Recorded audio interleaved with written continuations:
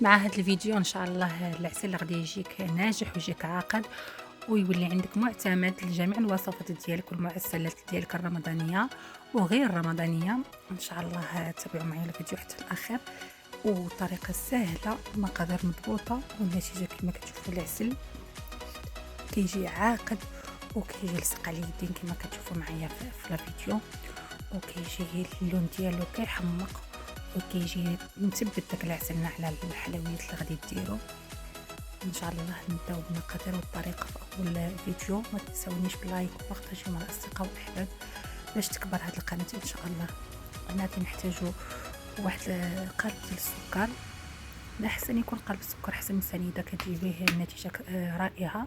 قالب ديال السكر غادي نحتاجو شرائح ديال الليمون الحامض وشرائح ديال البرتقال، تقريبا واحد جوج ولا ديال الدوائر او 3.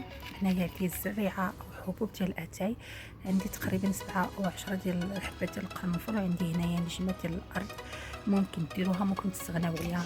هاد العناصر كامله غادي نحطها في طنجره الضغط مع داك القالب ديال السكر. هي اللي غادي نعسلو بها هاد السكر وكتعطينا المذاق وكتعطينا اللون مزيون.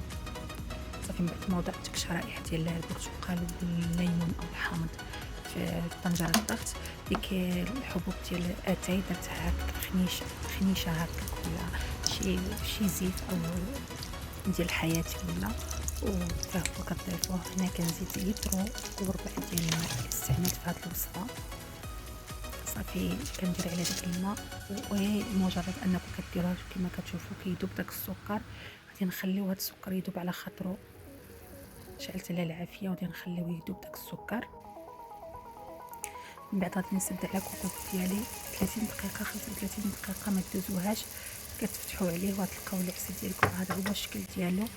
يعني طلق لنا اللون وتعسل حتى ديك الشرائح ديال الحامض والبرتقال تعسلت. صافي يكون هنايا جاهز العسل ديالنا كما كتشوفوا معايا في الصوره. البرتقال كيولى وداك الحامض كيولى، يعني العسل في هذه المرحله راه جاهز. نخليو العسل اللي برد تماما او نخليوه ليله كامله، من بعد كنستعملوه بالصحه والراحه، والى فيديو اخر ان شاء الله.